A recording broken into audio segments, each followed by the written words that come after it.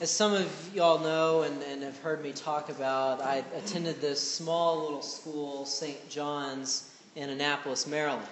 And St. John's claim to fame is that, unlike normal schools where you sit and you're told things by a professor, here you read a bunch of books and then you sit around and you talk about them. So in our sophomore year at St. John's, we focus on the Bible and on theology. And in our seminar that year, we had two guys who just would go after everything when it came to the Bible or anything in theology. They would not let up on us on anything. One of these guys was a former member of the Church of Latter-day Saints, so a lapsed Mormon. I don't really remember what the other guy's religious affiliation was, or maybe it would be better to say his lack of religious affiliation was. But the really interesting thing about these two guys is that when we got to our session on the Gospels, they were the ones in the middle of the session. In fact, I think it was the former Mormon who looked at the rest of us and said, "Hey, can we talk about this resurrection thing? What's going on with that?" These guys who had been drilling us on everything had been going after every little thing they possibly could in Scripture. When it came to this, they were the ones brave enough to say, "Hey, this is strange. Can we maybe talk about it?" Now, I don't know if it was that the rest of us didn't want to talk about the resurrection. I think many of us were probably afraid that these two guys would go after us if we did. But regardless, we didn't have the courage to do it. And there were several of us, including myself, of course, who were practicing Christians. So when they asked this, the rest of us said, "Okay, let's do it." I don't really remember anyone questioning that we should talk about the resurrection. Just no one else brought it up.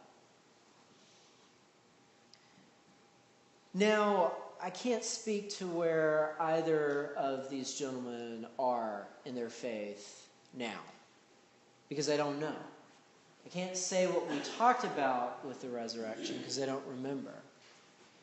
But I do know this opened up a path for them. I remember later on in some of our theological discussions, particularly with one of our own Anglican thinkers, Anselm of Canterbury, who is not as well known. But we talked about his works and his talks about the proof of the existence of God. And I remember one of these guys, and this time I can say for certain, it was the lapsed Mormon who said, "I don't know what to do with this." Again, I can't speak for these two guys, what happened with them. But I can say that there were plenty I knew from my college experience who did open themselves up to faith. There are some people that I never would have thought who would have been interested in any of this stuff, who actually sat down in groups to talk about Scripture and theology. And actually, I remember one of these guys ending up going on and becoming a priest even. The point being is that sometimes questioning things can be good for us, just as long as we're willing to have our hearts changed, just as long as we are willing to be open to being proven wrong about what we previously thought before. That's really what we're getting at here and what we see with Thomas this morning. Thomas is a really good example of this, a good example of questioning things, but also being open to the possibility of being proven wrong. Because that's really what we should focus on. That's really the example we should follow with Thomas. There are those who want to put Thomas down because of his doubting. But there's also those that want to raise him up because he was brave enough to doubt. But doubting alone isn't good. It's doubting when we're able to open up our faith, like Thomas is. That's good. Now, Thomas's doubts, they're understandable. I think many of us might have the same doubts if we were in his situation. Because, here Thomas is hearing about Jesus coming back from the dead. Now, that in and of itself isn't terribly unusual. In John's Gospel and in the other Gospels, we see examples of Jesus raising others from the dead, most famously Lazarus. Even in the Old Testament, the Tanakh, we hear of stories of those raised from the dead. Specifically, Elijah raising the widow's son from the dead. But that's the pattern here. All these people who come back, they come back because there's someone to bring them back from the dead. Jesus doesn't have that luxury. So Thomas's doubts are well-founded. Plus, when you think about it too, the disciples at this point, they're in hiding. They are in fear of their lives because of Jesus' death. So why would Thomas want to hold on to any hope, any possible false hope? Why get his hopes up after everything that's happened? So again, Thomas's doubts are reasonable. And as I said before, I think many of us might have those same doubts if we were in Thomas's position. And yet in that doubt, Jesus, who's not present physically to hear any of Thomas's concerns, once he shows up again, answers those very same concerns.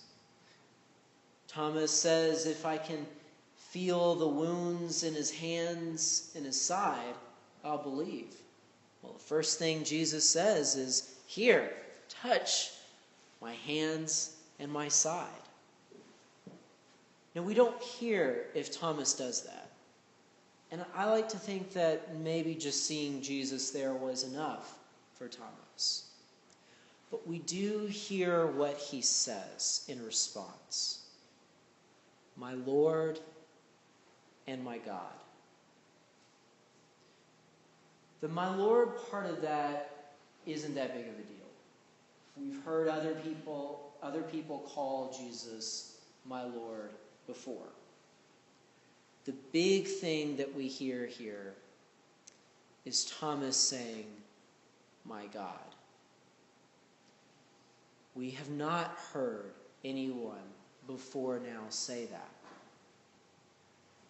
Thomas, in his doubting, in his questioning, is able to come, to be the first to come to fully understand who it is exactly that Jesus is.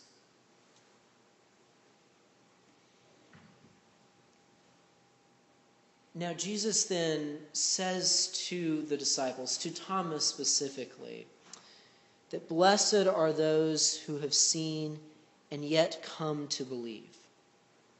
Jesus is speaking about us here. Because sometimes, not all times, but sometimes it can be hard for us to believe. Because we don't have the physical Jesus right there in front of us.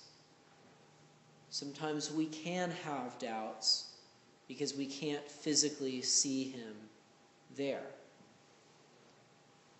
The doubt in and of itself is okay, as long as we are open to what that doubt can bring to us. Doubt is only a good thing. Only. Because it can bring us to a deeper faith. That is the example that Thomas gives us this morning. It's not that we're just called to doubt, but we're called to doubt and be open. To be open to being proven wrong.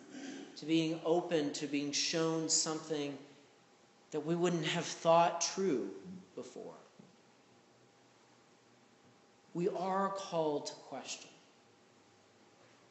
But we're called to question because, like Thomas, that questioning can lead us to a more full, to a deeper faith.